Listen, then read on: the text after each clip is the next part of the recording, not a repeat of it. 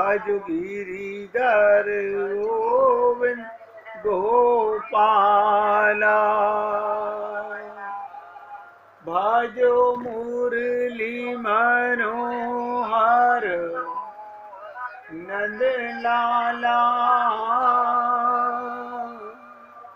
भजो मुरली मनोहर नंद लाला।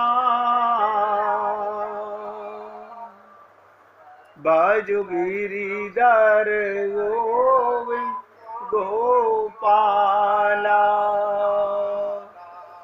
भजो गिरिधर गोविंद गोपाला। भजो मुरली मनोहर नंद लाला। भजो मुरली मनोहर नंद लाला। भजो गिरिधर गोविंद गोपाला। भजो गिरिधर गोविंद गोपाला। भजो मुरली मनोहर नंद लाला। भजो मुरली मनोहर नंद लाला। भजो गिरिधर गोविंद गोपाला। भजो गिरिधर गोविंद गोपाला। बोलिए वृंदावन बिहारी लाल की जय। जय जय श्री राधे। जय जय श्री राधे। सभी भक्तों से निवेदन, बहुत एकाग्रचित्त होकर सत्संग के प्रत्येक शब्द को बहुत एकाग्रता के साथ हृदयंगम करने का पूरा प्रयत्न कीजिएगा। कल आपके साथ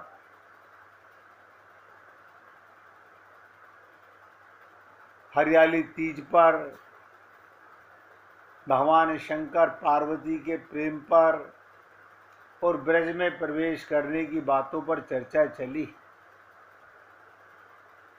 लेकिन आप और हम लोग कितने कटिबद्ध हैं भगवत प्राप्ति करने के लिए और कितने कटिबद्ध हैं संसार में अपने आप को फंसाए रखने के लिए, ये आपका हृदय जानता होगा। गोस्वामी तुलसी जी महाराज कहते हैं, बिगली जन्म अनेक की, बिगली जन्म अनेक की, सुधरे अभऊ आज, होई राम को नाम जपू, तुलसी तजू कु समाज। क्या मतलब? ये दोहावली में गोस्वामी तुलसीदास जी ने लिखा, अनेक जन्मों की बिगड़ी हुई बात, अनेक जन्मों की बिगड़ी हुई बात आज सुधर जाए, और आज भी नहीं, अभी अभी सुधर जाए, इसी क्षण सुधर जाए। बताइए, लोग तो कहते हैं आप हमारे को कोई उपाय बता दीजिए भगवत प्राप्ति का, और तुलसीदास जी कहते हैं अनेक जन्मों की बिगड़ी आज और अभी सुधर जाए। इसका मतलब हमारे पास आज और अभी समय है, बस मन हटा करके संसार से भगवान में लगाना है। कैसे सुधर जाए? तो कहते हैं तू राम जी का होकर, अब नोट करो इस बात को, भगवान क्या कहा तुलसीदास ने, तू राम जी का होकर राम जी को पुकार। हम सब लोग शरीर मानकर, परिवार के होकर, संसार के होकर भगवान को पुकार रहे हैं, भगवान नहीं मिल रहे। राम के होकर राम को पुकारो। कैसे हुआ जाता है? अपना संबंध भगवान से ही मानो। देखो मैं शब्द बोल रहा हूं ही, भी नहीं। हमने भगवान से भी संबंध माना हुआ है और संसार से भी संबंध माना हुआ है। नतीजा ठन ठन गोपाल, ना कुछ अब तक मिला है और ना आगे मिलने की संभावना है।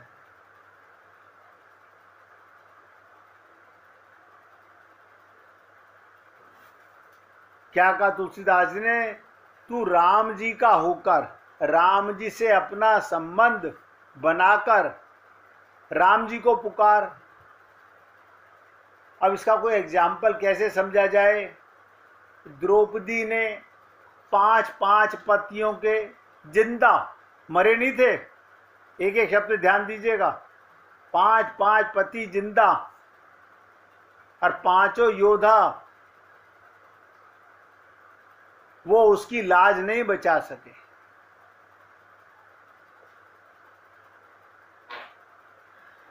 अपना बल लगाया, भीष्म पितामह को देखा,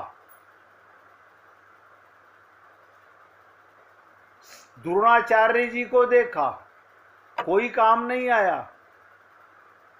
अपना संबंध, आत्मा का संबंध परमात्मा से जानकर जैसे ही पुकारा, हा द्वारिका नाथ, बस। किस लिए पुकारा? मेरी लाज जा रही है। भगवान चीर हरण बन करके लिपट गए। हम लोग आज तक कामयाब क्यों नहीं हो सके? हम अपना संबंध दोनों तरफ बनाए रखना चाहते हैं। संसार को, शरीर को भी अपना मानते हैं। बड़े ताज्जुब की बात है। अपना माने आपको अपना ज्ञान नहीं है।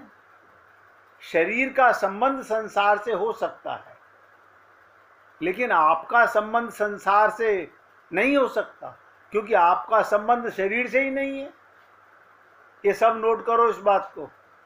आपका संबंध, आपका मतलब आत्मा का संबंध इस शरीर से नहीं है जिसमें आप रह रहे हो। आप बताइए, जिस शरीर में आप रह रहे हो इससे ही संबंध नहीं है। मैं आपकी बात कर रहा हूं, आत्मा की बात कर रहा हूं। ये ज्ञान अगर अभी हो जाए, इसी पल हो जाए, तो इसी क्षण कल्याण है।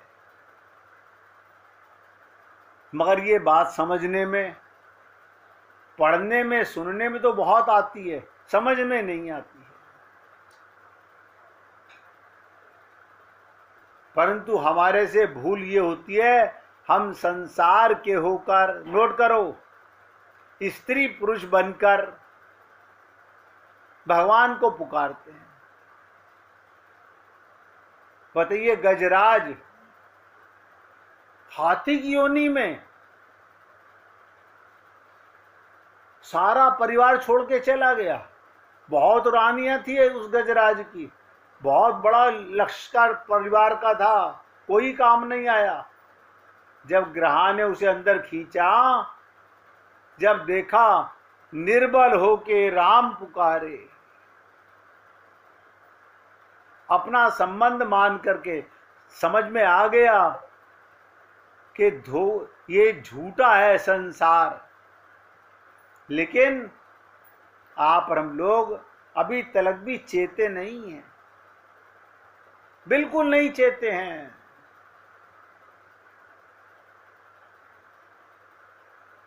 हम संसार के होकर, शरीर के होकर भगवान को पुकारते हैं।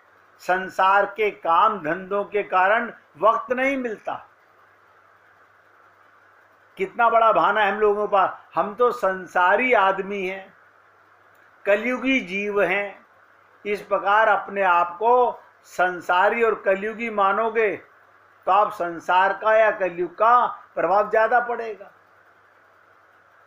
क्योंकि उनके साथ आपका संबंध जोड़ लिया है नहीं। मैं फिर बता रहा हूं, बताइए, इतना भी ज्ञान नहीं कि मैं शरीर हूं कि आत्मा हूं।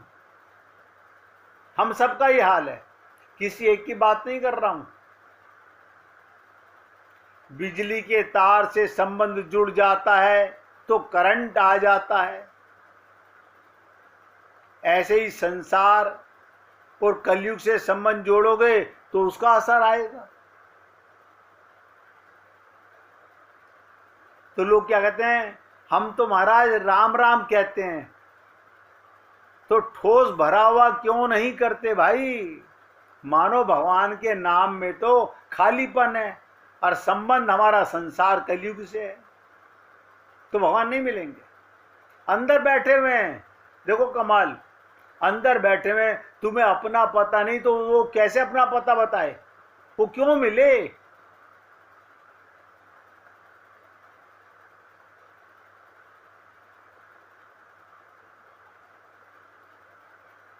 इसलिए आपसे निवेदन करता हूं, बार बार सोचो, बिगड़ी जन्म अनेक की आज और अभी बन सकती है। ये हमारी बहुत बड़ी गलती और बहुत बड़ी भूल है। हम किसी को धोखा नहीं, स्वयं को धोखा दे रहे हैं। वास्तव में भगवान ही हमारे हैं। जब हमने संसार में जन्म नहीं लिया था तब भी वे हमारे थे, और जब ये शरीर मर जाएगा, आप नहीं मरेंगे, नोट करो, शरीर मर जाएंगे तब भी वे हमारे रहेंगे। संसार का कोई रिश्तेदार तुम्हारा नहीं रहेगा। संसार का कोई भी रिश्तेदार नहीं कहेगा अच्छा इनको हम अपने घर ले जाते हैं, आप तो फूकने जा रहे हो, हम अपने घर ले जाते हैं। कोई नहीं कहेगा।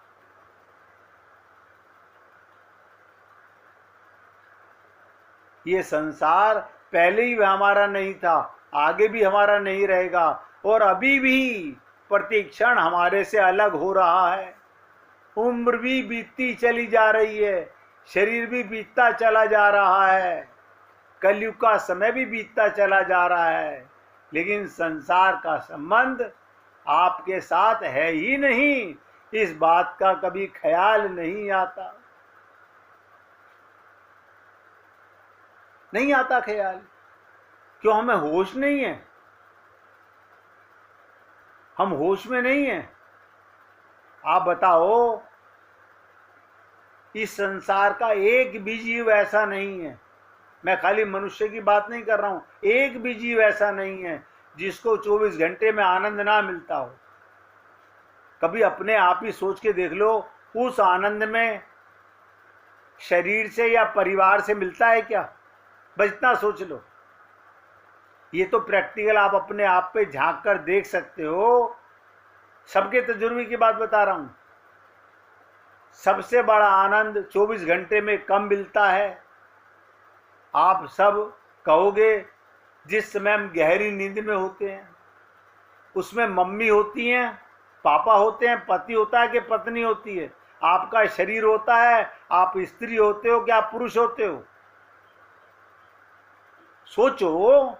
ये विवेक तो भगवान ने सबको दिया है सोचने के लिए। सोचने में तो पैसे नहीं खर्च हो रहे। कौन होता है उस समय? एक आप होते हो आत्मा और एक परमात्मा। तो आनंद किसके साथ रहता है? परमात्मा के साथ में। अच्छा, सोते हुए गहरी नींद में आपको पता नहीं चलता मैं अरबपति हूं, खरबपति हूं, मैं करोड़पति हूं? ना ना, नहीं पता चलता। ये तो पता चलता होगा मैं स्त्री हूं या पुरुष हूं? ना ना, ये भी पता नहीं चलता। अरे बगल में मरा हुआ कोई परिवार का सदस्य सो रहा हो तो भी पता नहीं चलता, और हर एक जीव को मिलता है ये आनंद। लेकिन इसके बावजूद भी जागते के साथ ही हमारा मन जाग जाता है और हमारे को संसार में शरीर का ज्ञान हो जाता है। वो आनंद गया। अब सारा दिन ढोल पीटते रहो, मंदिरों में कीर्तन करते रहो, इससे भगवान मिलेगा?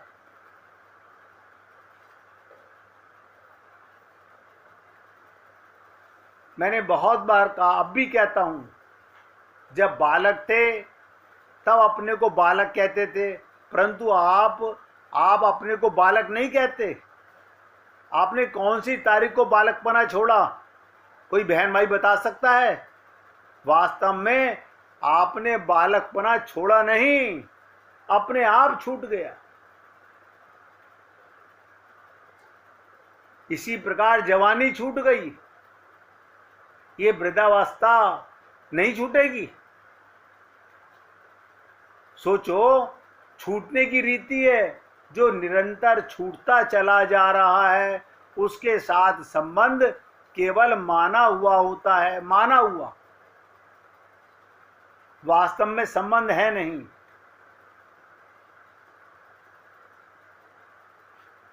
बुरा लगता है सुनकर के, हाय राम, कैसे कह रहे हैं हमारा परिवार से संबंध। अरे बाबा, परिवार की बात नहीं कर रहा मैं तो आपके शरीर से कह रहा हूं। शरीर से संबंध नहीं है।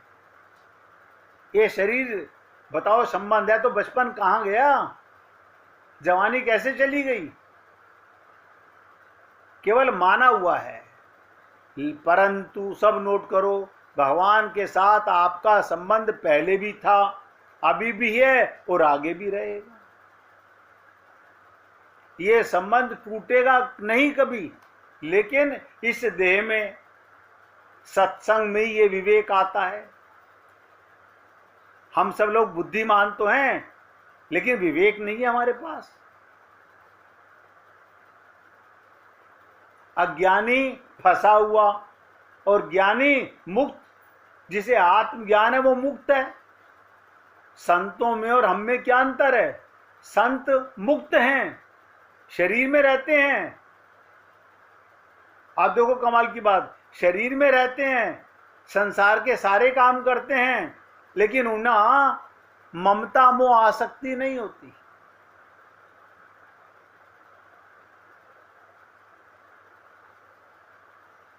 ये संबंध टूटेगा नहीं कभी भगवान से। दुष्कर्मों के कारण चाहे 84 लाख योनियों में जाना पड़े, नरकों में जाना पड़े, तो भी आप भगवान से अलग नहीं हो सकते। भगवान आपसे अलग नहीं हो सकते।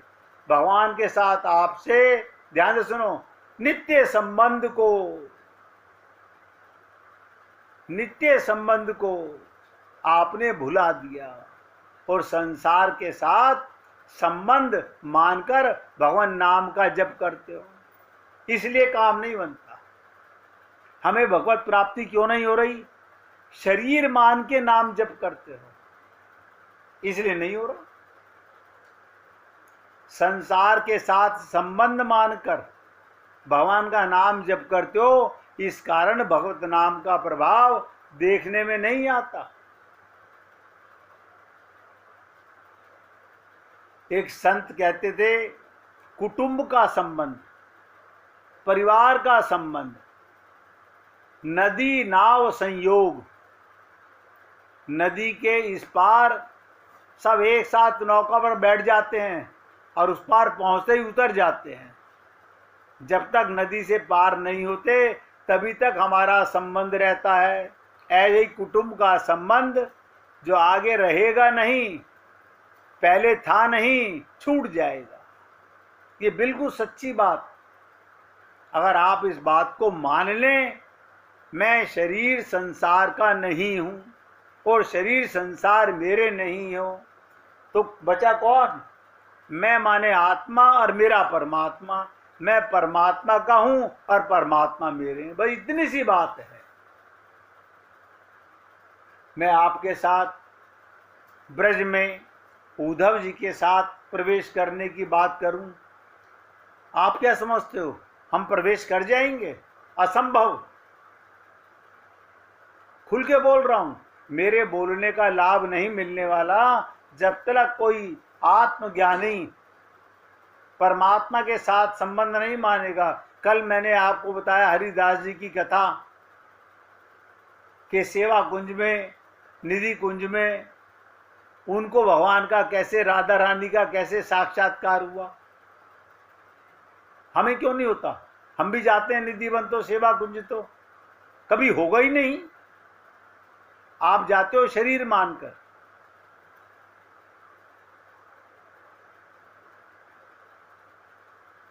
इसलिए इतनी सी बात सब नोट करें, मैं शरीर संसार का नहीं हूं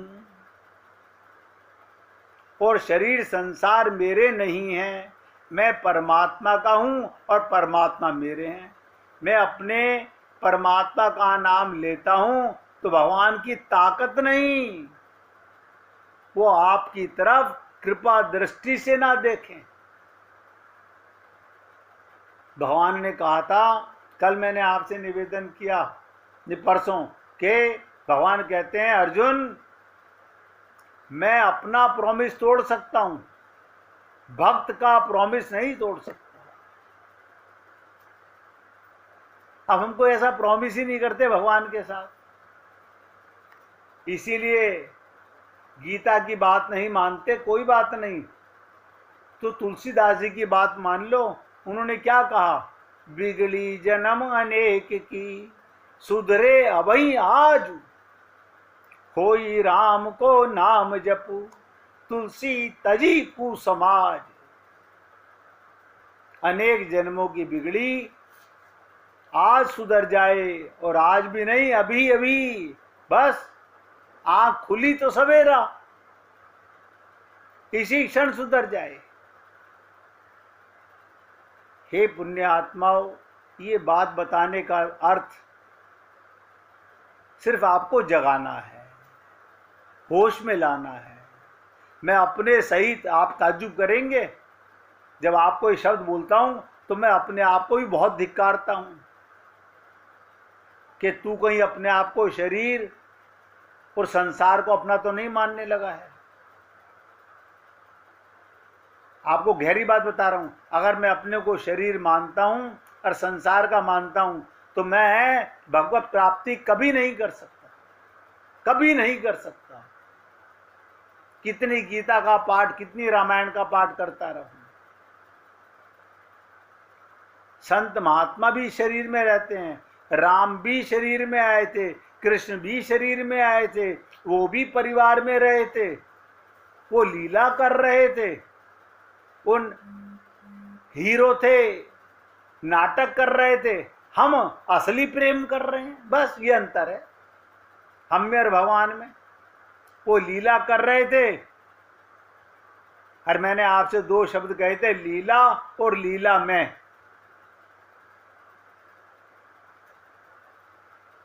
निवेदन करना मेरा कार्य है। आज ही मैं एक संत को सुन रहा था, कितनी विचित्र बात उन्होंने कही कि मुंडको उपनिषद के अंदर एक मंत्र आया जिसका भावार्थ है कि जागृत अवस्था से स्वप्न अवस्था ज्यादा श्रेष्ठ है। वो इतना कह करके उन्होंने बंद कर दिया। मेरे दिमाग में एक खलबली मची रही, ऐसा क्यों कहा? बहुत देर में जाके समझ आई, जागृत अवस्था लंबा सपना है। हर रोज देखते हैं यही परिवार, यही संसार, यही माया, ये झूठा नजर नहीं आता।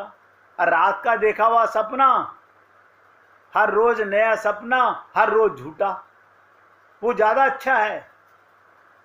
और मैंने तो आज आपके साथ में एक विशेष बात बताई, रोज आप उस आनंद में गोता लगाते हो जहां असली आनंद है। अगर कोई व्यक्ति दिन में जागृत अवस्था में शरीर में रहे, आत्मा बनकर परिवार की सेवा करे, आत्मा बनकर नाटक की तरह तो याद रखना वो संत हो चुका, उसका कल्याण हो चुका, उसे कुछ करना नहीं है। इतनी सी बात है, आज समझ आ जाए, अनंत जन्मों के बाद समझ आ जाए। यही बात समझाने के लिए भगवान श्री कृष्ण ने उद्धव को ब्रज में भेजा। अब आप लोग सुनते तो हो, लेकिन अभी सबको आत्मज्ञान होने लगता है। सब सोचने लगते हैं अब मैं अपने को शरीर नहीं मानूंगा, लेकिन तुरंत जरा सा भी दुख शरीर पर आया तो शरीर का दुख मर, आपने इससे संबंध माना है, इसलिए आपको दुख ज्यादा महसूस होता है नहीं? इस शरीर को आप छोड़ के ही जाओगे और इस शरीर में आप आए हो। 1 मिनट भगवान का कीर्तन कीजिए, फिर आगे बढ़ते हैं। हरि ओम नमो